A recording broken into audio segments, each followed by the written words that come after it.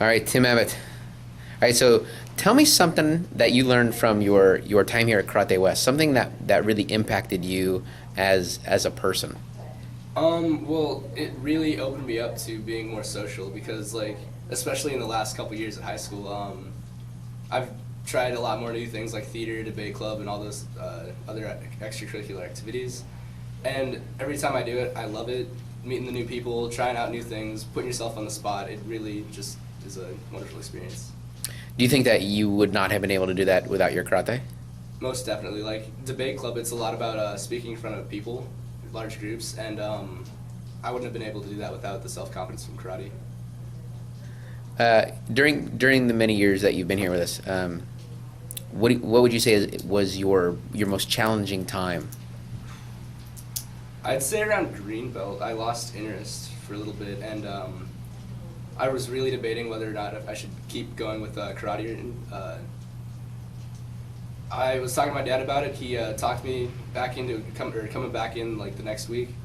Came back, just started working out again, training with the community here, and fell back in love with it. And here I am now. Now, how many tournaments have you competed in?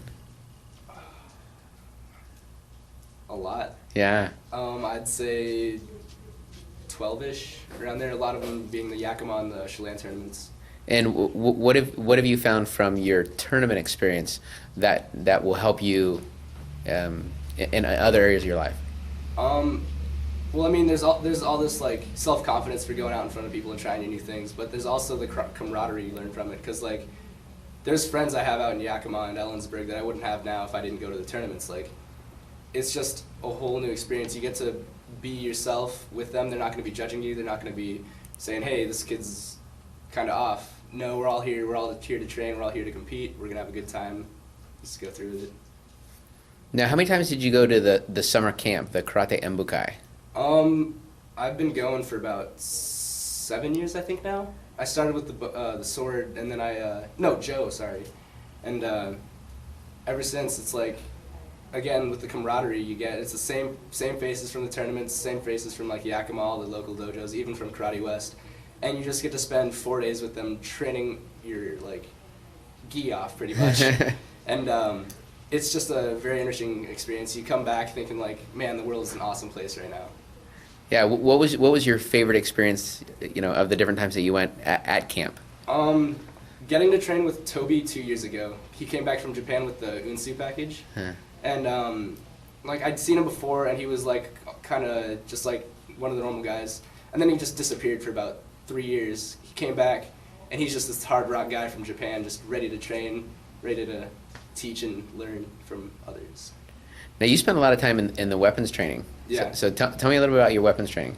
I started doing weapons training when I was around a brown belt, and from then on I just fell in love with being able to use weapons. It really shows how much control you have and how much you can control your adrenaline rush too, especially from some of those weapons looking a little dangerous. What's your favorite weapon? Sai. Yeah, I do a lot of stuff with bow, especially for performances, but the Sai is just like, you can hold them in your hands and like, you don't have to worry about. With a bow, it's more of a spacious weapon. You gotta like, you take up a lot of room, but with Sai, it's like you can do it in your garage, outside, and everywhere pretty much. Now, I talked to you a couple of weeks ago as you had gone to an orientation at the U. Yeah.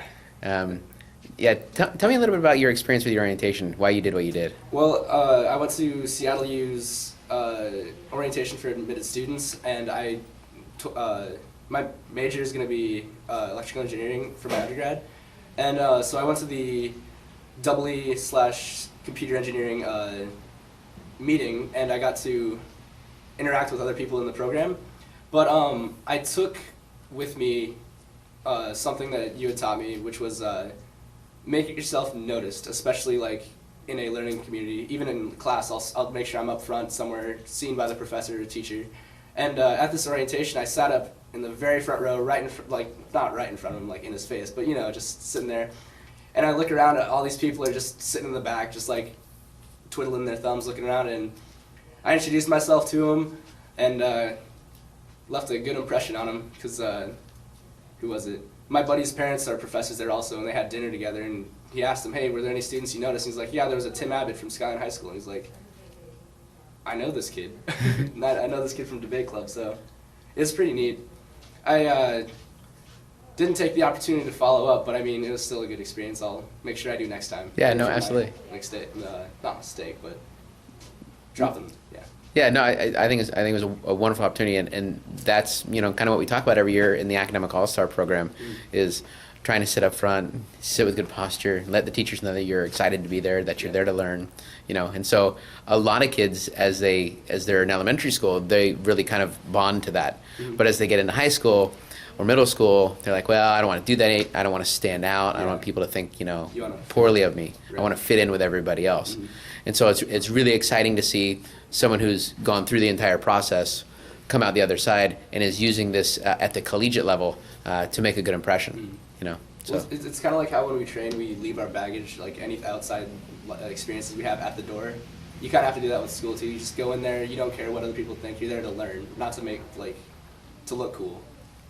Yeah. All right. If you had one thing that you could do over, so looking back, at your growing up here at Karate West, if there was one thing that you're like, I should have taken that opportunity, or something that you feel like you missed out on, that if you could rewind and redo, what would it be?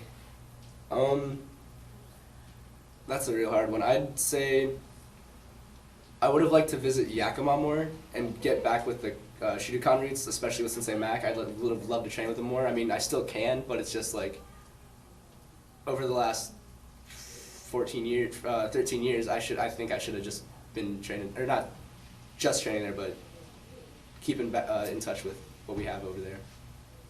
Yeah. Well, it sure's been fun watching you grow up. Yeah, thanks. Yeah, it's been awesome. It's been a big asset to the school, not just as a student and being a leader in class, but as an assistant, as an instructor on the demo team. I mean, you've really stepped up, demonstrated a lot of maturity, and have been a big part of the success of the karate school. One last thought. Do you know any other kids, your friends, that are able to do things that like you do with your dad? I mean, that's a pretty special thing that you're able to share with your father. Yeah. A lot of my friends don't share the same bond that we have. Like, me and my dad can kid around. Like, my dad's like, hey, do you want me to drop you off with your friends? I'm like, yeah, you want to come meet him and everything. Like, I'm okay to show off my dad rather than just like keep him in the background. So it's kind of neat. Now, is that from all your time that you spent with him here? Throughout my childhood and a lot here too. Just training with him and keeping in touch with him, I guess, and being able to fight with him a little bit here, especially physically. Yeah, because a lot of kids, as they're growing up, they grow away from their parents. Mm-hmm. It seems like this has been a real bonding experience, a real common ground for you and your dad. Yeah. Yeah, so very cool. Mm-hmm. All right, well, good luck at college. Yep. Thanks, amigo. Thanks, Sensei.